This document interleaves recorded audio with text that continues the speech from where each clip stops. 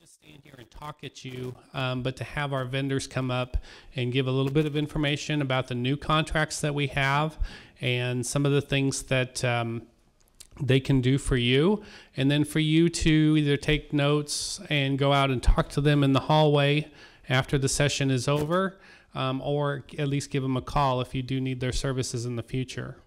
So we're going to start out today with a new contract that we have for interpreters. We've been working on this for a long time. The county needed to have a policy in place to meet some standards. And so we finally got this in place.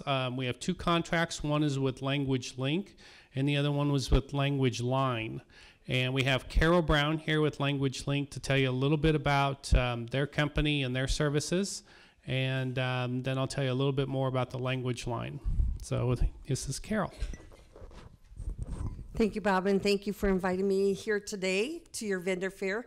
We're located right over here in the corner, so if you need more information, and I also have brochures that has our rates in there and how to access our services. Language Link is the only locally owned interpreter service in Nebraska. We are actually owned by Community Action. So we work within Community Action as a separate business that they do own. We are 24/7 over the phone and on site. We already are doing a lot of interpretation and have in the past for the Health Department, for Human Rights Commission, and other agencies within the city and county. We travel throughout Nebraska with our interpreters, and actually in Kansas and Iowa as well now. We branched out to those areas and send interpreters to those states. We are in our 10th year, so this year is our 10-year anniversary. We're really excited about that. We have 65 interpreters in many different languages, 35 different languages. Some of them you're familiar with and some of them you may not be. We have the typical Arabic, Vietnamese, Bosnian, but we do also have Nuer, Korean, Burmese, and the different Arabic dialects that we're seeing in our community now, the Kurdish and the Kurdish Badini and the Kurdish Sorani. So if you have any questions about what languages we do have, you can certainly email me. My email is on this brochure and on also my cards out there, so you can email me with any information. We do translations as well, and we have in the past for city libraries and for different agencies throughout the city and county. That is, to me, really imperative that you be able to communicate your service to an individual whose first language is not English, and that way we know we're giving the best services possible to the individual that we're working with. If you have any questions, I certainly can answer. We have 3 ways that you can order an interpreter. Online, we have a website, languagelink.com, and that link is L-I-N-C, not L-I-N-K, it's linc.com. And there is a request an interpreter button on there. You just need to click that, and then it comes up with a form that you fill out to be able to order an interpreter. Or you can call our interpreter service and do an over-the-phone request as well. The other way is just to email me with your request information. We suggest you do the other 2 ways because if you do them either online or request through our office, you will get a tracking number so that if you need to refer back to that request, you'll have a number attached to that request so that you can tell us quickly what number that is and, you know what, I want to cancel that or I want to adjust the time or the date or whatever. So, you know, we work with you to try to get the best possible service to our non-English speakers in our community. And we look as being partners with you in that endeavor. And we're just really thrilled to be here today. And if you have any questions, I'm willing to answer.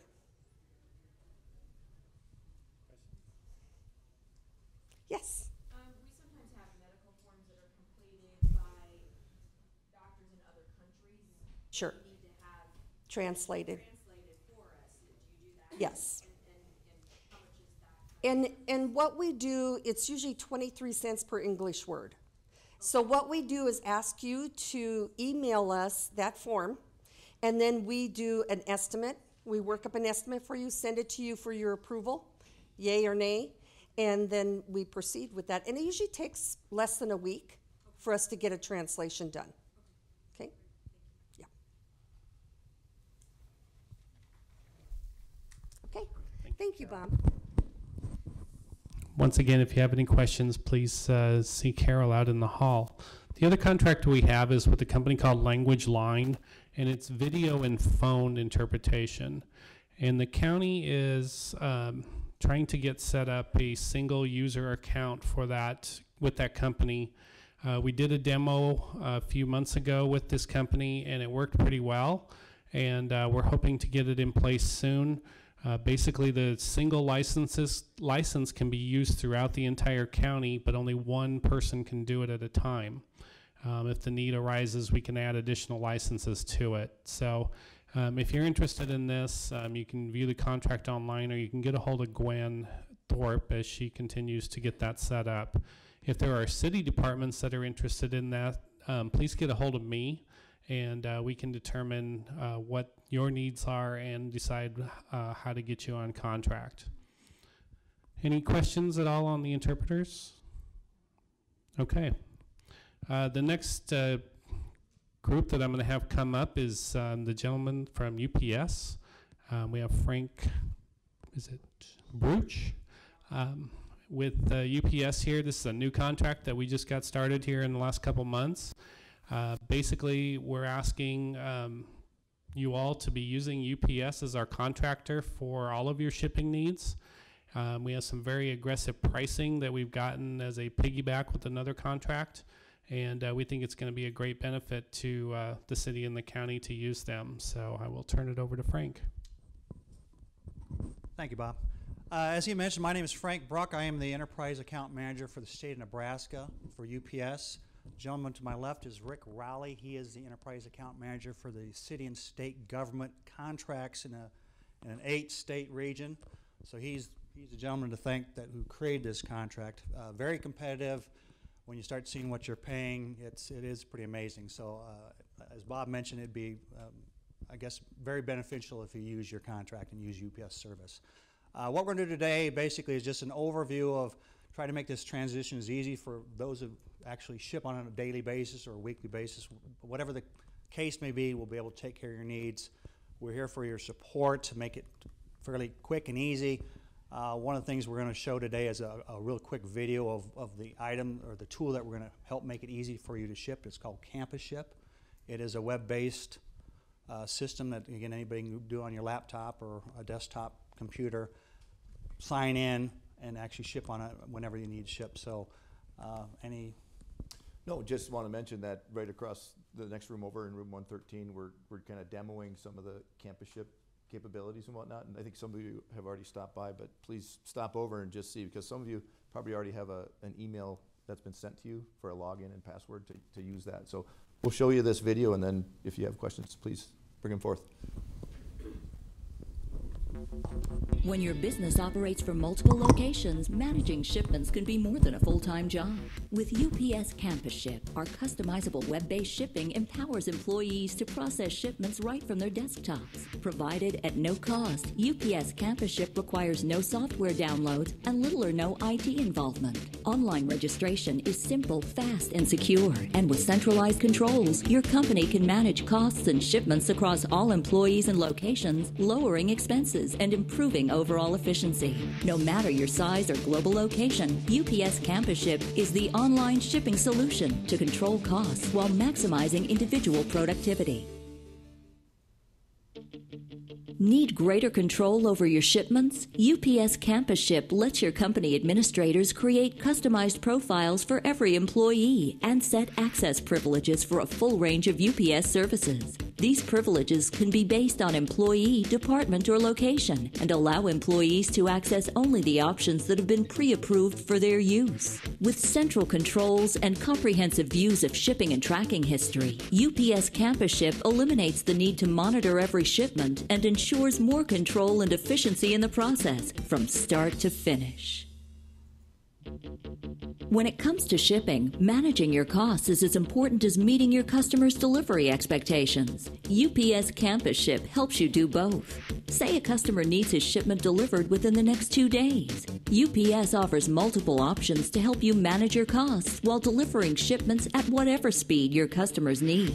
UPS Campus Ship helps manage these costs by letting company administrators decide which shipping options employees can access across locations. And with rate and transit time comparisons, users can choose the most cost-efficient service for every situation. If your company passes shipping charges to your customers or allocates them to internal departments, UPS Campus Ship can increase the speed and accuracy of your invoicing. Administrators can require users to enter or validate preset reference numbers before starting each shipment. This helps ensure that charges are allocated correctly. In addition, UPS negotiated rates will automatically display, allowing users to include the most accurate costs in their customer invoices. It all adds up to better, more precise invoicing for your company. With UPS Campus Ship, it's easy to minimize shipping errors and undeliverable packages. Corporate, personal, and Outlook address book contacts and default preferences enable time and cost savings, while automatic address validation helps reduce mistakes that can lead to shipment delays and additional charges. Saved shipping information eliminates the need to re-enter data, so employees can complete labels and international shipping documents in just a few clicks. UPS Campus Ship. It's your shipping simplified. Your company's success relies heavily on customer satisfaction. That's why UPS Campus Ship verifies residential or commercial addresses down to the street level, so packages arrive when and where your customer expects them. And with email notifications, you and your clients can keep track of their shipments, from initiation through final delivery. Proactive communication, unparalleled service, and customer satisfaction. It's everything you'd expect from UPS, and everything you'll get from UPS Campus Ship. Any questions, General, about UPS? Yes? We ship mostly like letters. Okay. We do letters as well. It's still kind of it's tough for us to take because it kind of hurts our pride because people always think UPS, we're just the big brown giant, so we only do brown packages, so it's all ground. We actually deliver to next day or to more addresses in the world and the country than any other carrier. So we have next day air, we have next day early AM, we have Saturday delivery, we have second day air, we have 3-day, we have our ground service, we have international to almost every address in the world. So there's not a whole lot that we can't handle. Any other questions? And we do have, again, you're probably, if you're using our competitors, we have letters, and actually on the Campus Ship you can order supplies, your own letters, any other supplies for any premium boxes, next year, second year boxes, etc.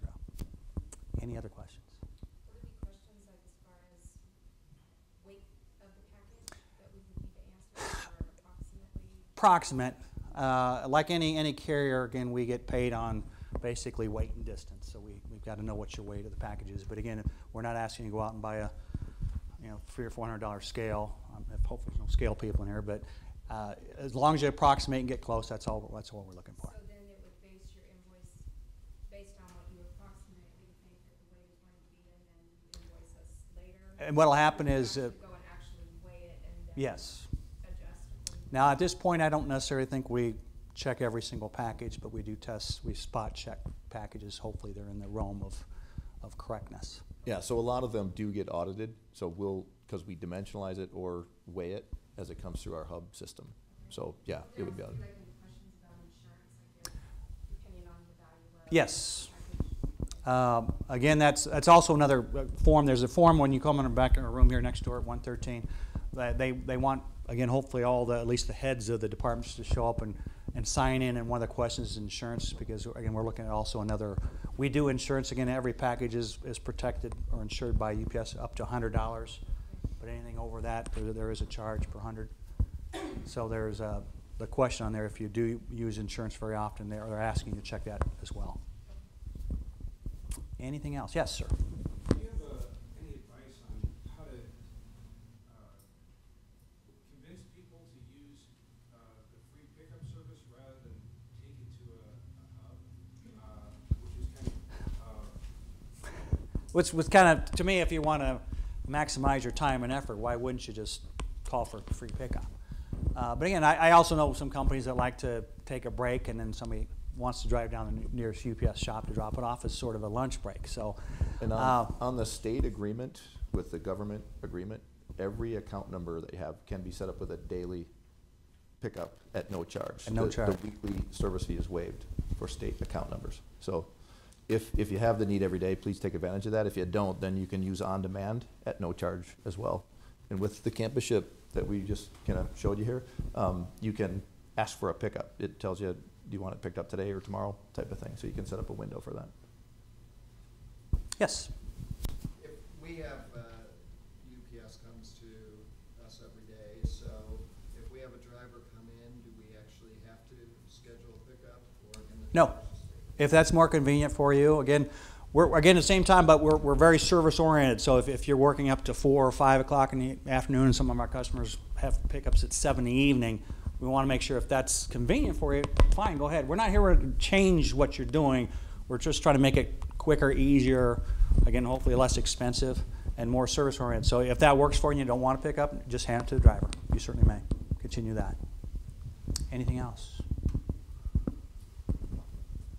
Okay, thank you very much for your time, and hopefully we'll see all of you at one time or another next door. Thanks, Bob. Thank you. I'm going to definitely encourage you that you have your pickups done. Windshield time is fun, but it costs a lot of money and puts the city and county at risk. So that's with all of our contracts. One of the ways that purchasing is going to be using this new contract is we send out certified letters when we return checks. And the cost to send a certified letter is somewhere around $6 and some cents to get the return response. The one letter that we compared it to use the UPS ground and get a signature was like $3.80. So there's an opportunity there just for your saving on your postal service if you need a signed receipt. Okay, our next person up is, I left my stuff back here. Is a presentation by Karen Davis-Dix on AEDs. And over the last few months, this is another one that we've been looking at for a long time. But there are AEDs located throughout the city and the county. And whether you know it or not, there are some guidelines that must be followed in order for those to be maintained on a regular basis and to remain safe for use. And so Karen is going to do a little demo for us here and tell you a little bit about the contract that the building commission has, but that is also available to the city and the county if this is something of interest to you. So I will turn it over to Karen. Thank you. I don't normally need a microphone. I speak pretty loud. So welcome to How to Save a Life in 10 Minutes or Less. My name is Karen Davis-Dix, and I'm with Lifeguard MD. We're the master distributor for Philips brand AEDs for Nebraska, Kansas, Iowa, and South Dakota. We're based out of Omaha, Nebraska. We have the contract for the city for replacing some of their AEDs with Philips on-sites. One of the interesting notes about a Philips on-site is it's the only AED available over the counter without a prescription. And the reason that it's available over the counter without a prescription is because it's so easy to use. It was given to a group of 6th grade boys, and they weren't told how to use it. 90% of them were able to perform a successful resuscitation. With that being said, the unit checks itself, so there's barely any maintenance for it. I see you shaking your head, you must know about it. It does a daily, weekly, and monthly self-check. So it's not only checking that the battery's there, going to be able to give you a shock that the pads have enough consistency to stick. It's checking everything in it.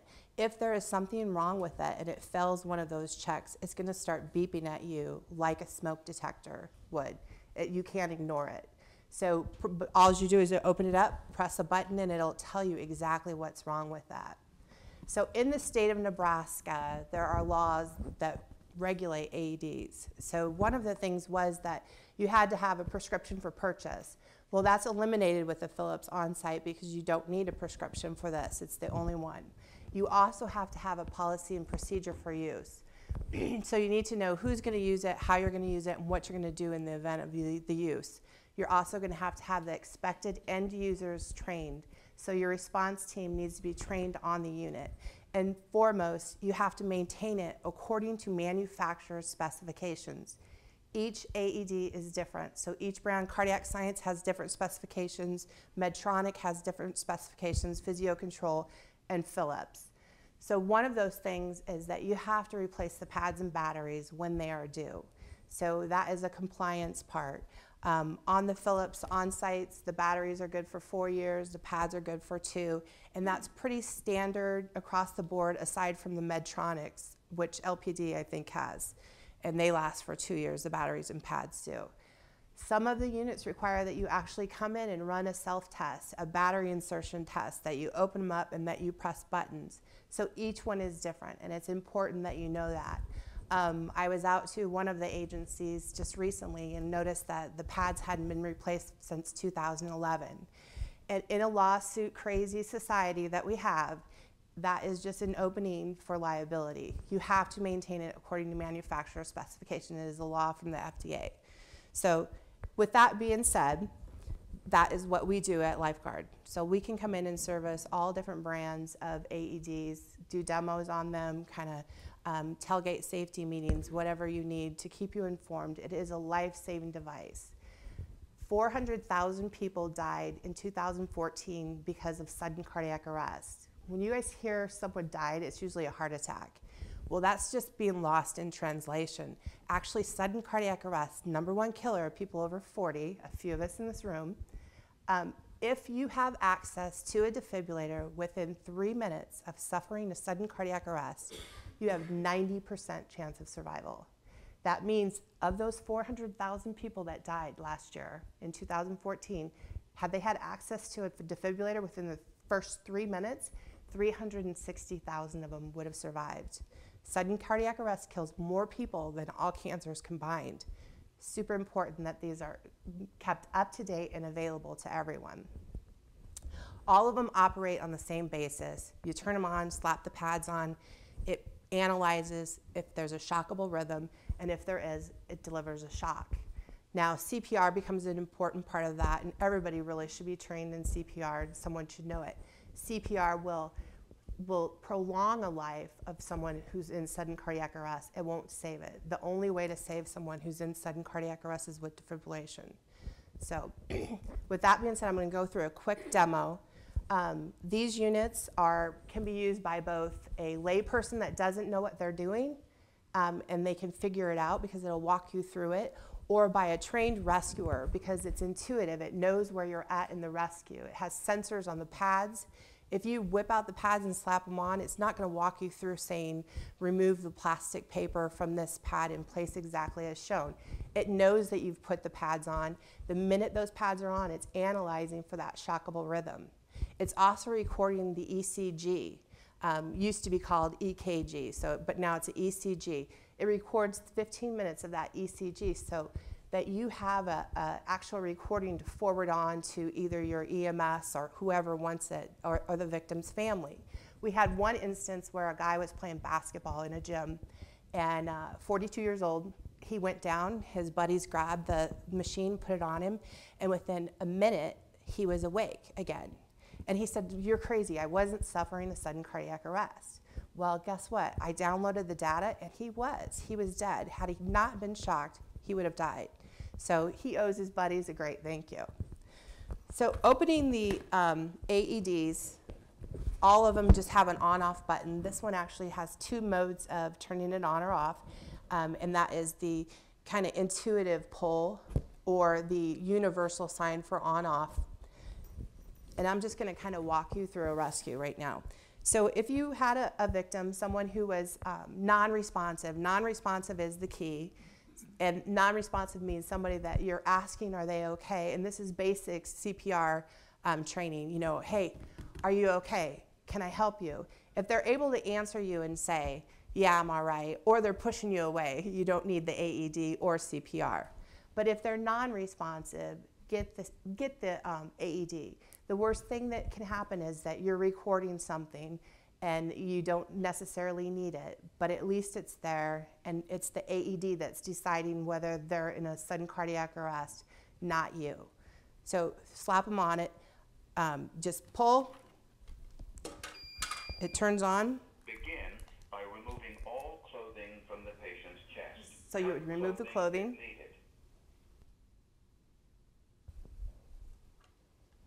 Look carefully at the pictures on the white adhesive pads. Peel one pad from the yellow plastic liner. Place pad exactly as shown in the picture. Press firmly to patient's bare skin. When the first pad is in place, look carefully at the picture on the second pad. Peel the second pad from the yellow plastic liner. Place pad exactly as shown in the picture. Press firm.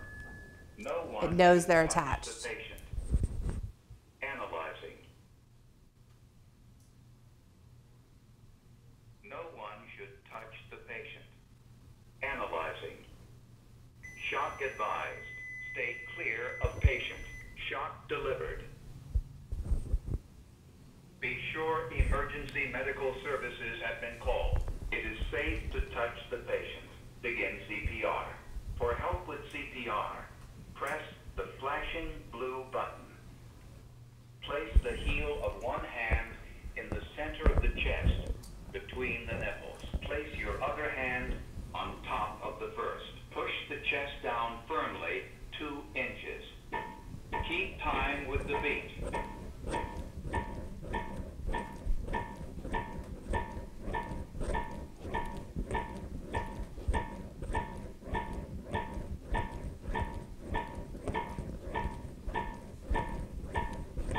Pinch nose, tilt head, and give 2 full breaths. And if you didn't want to do the breathing, you would just continue through with the compressions. Continue with compressions. Now I'm going to shut this off just to talk.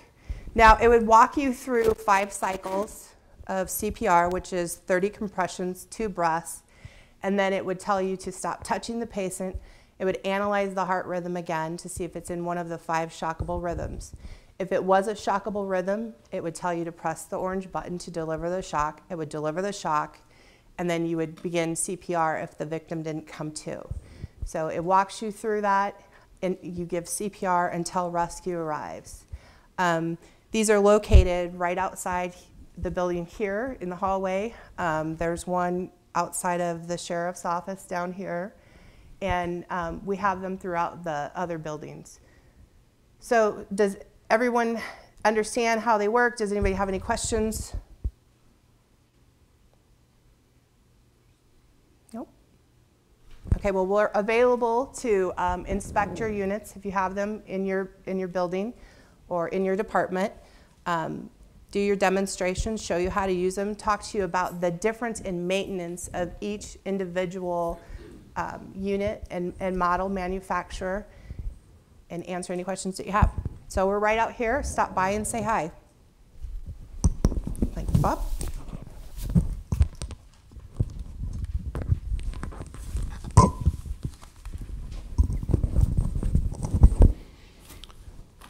Just one other thing, I want to encourage you to go to get the Pulse Point AED locator app that Lincoln Fire and Rescue promotes. Put it on your phone, and anytime there's a need for an AED, you'll get an alert for it, but it'll also show you where the closest AED is in the entire city. Works pretty cool, and it could save someone's life, so I encourage you to do that. We also have one other contract right now for AEDs. It's with Cardiac Science. They currently do not have a maintenance piece to their contract. It is just for the AEDs and parts that are currently out there. And as we continue to take a look at who needs maintenance, we'll take a look at that contract and also the lifeguard contract to determine which one is going to be the best for us and how we'll proceed. Any questions on that? Okay.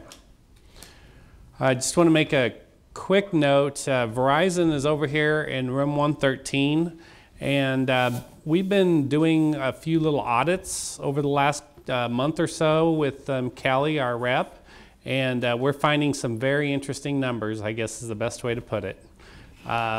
You know, it's kind of like that. You just kind of let things go over a period of time, and it just continues, and you really don't review things. And we're finding some areas where people are exceeding their minutes, and it's costing us a whole lot of money. We have other areas where the phones aren't being used at all, and you're paying a monthly fee that's much higher than what you really need to pay. So as we're doing our audits, we're picking a few out, and we'll be making contacts with that. But I encourage you to stop in and talk to Callie over at the Verizon table, and maybe start your own little internal audit for your department. And she will be more than happy to give you your usage, who has the phones, and how much you're paying for them, and then to adjust your plan accordingly. We use the NASPO contract for Verizon. There are different data packages and texts and phones, just like you have on your own. And we really encourage you to take a look at it. And like I said, if you're not going to look at it, we are at some point here soon. So it's just something that you would be really surprised how much the city and the county spends overall on cell phone service per year. And it's definitely something that we can work on and save some money in places. One other contract that's, was there a question on that? Okay. One other contract that's fairly new that I wanted to make sure you knew about was graphic design. For those of you in the city and some of you in the county knew that Rick Kepping had done that in the past through the CIC office. Rick retired a month or two ago, and rather than replace him, we've added graphic design service to our FireSpring contract. It's at $40 per hour. FireSpring is located right out here. They are the old Cornerstone printing, and they're still doing all their printing and everything that they did before, but now they are specifically our graphic design contractor. So if you have something with them, it's $40 an hour, which is super cheap for that kind of work. And they're going to keep track of it, and then we're going to see over the next few months how that contract works and who's using it. One thing that's been coming up over the last few months is the use of tax forms and how those are issued. I've got, just want to show you real quick a couple of the documents. Many of you are familiar with this. This is a Form 13. It's an exempt sales certificate that the state issues through us to our vendors. If you are familiar with these, you'll know that purchasing department issues these for the city, county, and the building commission. The state has done audits on the city for the last several years, and as they do these audits, they take a look at these forms to make sure they're completed correctly by the contractor and by us. And so it's very important that you pay attention to us issuing them correctly with the dates and the vendors and all that. When you ask for a Form 13 from us, when you do a departmental purchase, we have to have the legal name of the company in order to put it in the space up there in the yellow that's on the right. If we don't have the official legal name of it, it can cause a problem when they try to file that with the state. So normally we ask you for either an invoice or a quote which has that official name to it. And we aren't asking just to be nosy, it's just that in order for us to complete these, we have to have that information. The other document, and this is mainly related to construction, is a Form 17. And this is used when we have a construction project where there are subcontractors. And this one has a lot more specifics on it. Number one up there in that area is where you have to give the exact project and location. That has to be filled out on it. On the right, number 2, you have an effective date and an expiration date, and that is specific to that project. And then number 3, that's the area where we sign as the purchasing agent and date that. Once again, that date on number 4 there has to be the same as it is in number 2, or we are not following the state revenue guidelines for it. And they will write us up, and they will come look at all kinds of forms after they see that we're not following their guidelines. So if you do work with construction, even occasionally, in the back of the room there's a nice little 10-page or so packet that gives a complete breakdown of how it works with the different types of contractors that use the exempt status. And so for the rest of you, you're just lucky that you don't have to deal with it. I had a note here that risk management wanted me to pass on. We have contracts in place. We just issued a new one for this next year for flu shots. And the city and the county both have on-site flu shots offered throughout different buildings and different times and everything. The contract that we have for that is significantly less than if you go out to a pharmacy or a doctor's office to have that same flu shot. You can do that through the insurance policies that we have, and I know that families can do that as well. But we're asking that you make a huge effort to attend one of the on-site ones yourself, rather than doing it out of convenience at a doctor's office when you happen to have an appointment, or you're driving by a CVS or a Walgreens or something like that. And the reason is because the cost for this, at least on the city side, is $14.75 for the shot. The average cost for a pharmacy or a doctor's office is $33. And so in 2015, the city had 1,200 of the shots given at the higher cost. So that adds up pretty quick on those. So just an encouragement to make sure that you use the on-site ones, and encourage the other people in your office to do so as well. The next thing I've got is just a quick overview of the contract management system. If you're new to the city or the county, going to have Lori kind of flip through this all the way from the beginning. And it's basically either the city or the county homepage. Typing the word bid in the search box is one way to do it. That's probably the quickest. And then clicking enter. And it comes to this page, and you just click on active contracts. And then from here, we have the 5 different search boxes. Lori, why don't you pick out fuel as a title? And all of our contracts come up that have fuel on it. Then you just click on whichever one you want. And down below at the very bottom are the contracts and all the terms that went with it. We do continue to get questions from departments about, how do I find this contract? What do we do? We are more than happy to walk you through this, or send them to you if you need them real quick. But we do encourage you to go to this site and look up the contracts that are there. If you're preparing for budgets or long-term planning and want to see if there's a contract available, it's on here. But once again, we will help you any way we can to get you that information. Coming up here in the, I guess you'd call it very near future, just a few things that we're doing in the purchasing department. We are starting what's called our bid information line. It will be a specific phone number that will be on all of our bids, that is only an incoming number that's going to come into our office.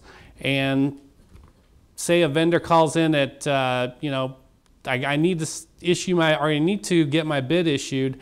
How do I do that really quick? Well, we have this one single number now for them to call in. It rings at all of our front offices first. If they're all busy, it rolls over to the rest of us.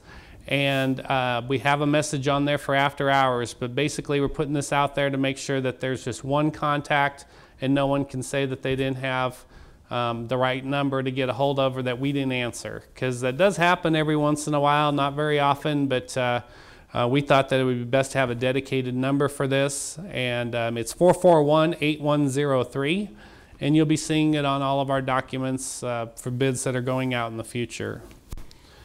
Another thing that I've been working on here in the last couple months is what's called a procurement process guide. This is a 3-page report that shows all the different types of bids that we offer through the purchasing department. They're basically tools that you will use to get what you need. And as soon as I get a couple more approvals on it, it will be sent out to all the directors and department heads. And at that time, we'll also offer to come out to your locations and give you a training on how you might utilize some of these different processes to get the things that you need. The other thing is that we are in the process, and we're just finishing up right now, of starting a vendor performance process, and will involve a vendor performance survey. And this will be on our site, and we're going to be asking everyone to complete these surveys, whether it's something good or something bad. Most of the time when it comes back to us, it's something bad, and it happens at a time that is kind of inconvenient for us to do anything about it. Just to give you an example, we recently had someone who was having problem with a cleaning contractor, and their contract ends in June, but they said, we want to cancel right now because they're doing such a terrible job. And we said, well, do you have any documentation, anything like that? Well, they said, well, yeah, we got all kinds of documentation that date back 3 months. And we said, well, why did we wait 3 months with all these problems instead of coming to get a hold of us so that we can work with you on it? Because we can't just walk in one day and say, sorry, we cancel our contract. It is a legal document. It does have terms in it that we have to be filed for termination. So we want to get this process in place, get these surveys out there. It's a quick 2-minute survey where we ask you 10 different questions, give you the opportunity to give comments. We will take those, we'll put them in the file, and there'll be a trigger mechanism to when we do a vendor performance meeting with you, the vendor, and us. And we do a cure notice, and they're given so many days to fix it, and if they don't, we move on to the next thing, and we followed the process correctly. So we're trying to get that, like I said, here in the next couple weeks, and your participation in that will be vital in order for us to make sure that our vendors are performing the way they're supposed to. Other than that, I just once again appreciate you coming today. Encourage you to stop by each one of the booths and talk to them about any services that you're having done by those contractors. If you have questions about anything in purchasing, please call us in the office. Stop by and meet Brianne, who's our new administrative person. And we will also be hiring a new assistant purchasing agent, hopefully soon. We've got a lot of things that we're changing in purchasing right now. Just trying to give you better customer service, and also at the same time trying to guide you through some of the things that we have available to you, especially in technology, so that your job is easier and that we're doing the best we can for the city and the county and the building commission. Any questions? Okay, thanks a lot.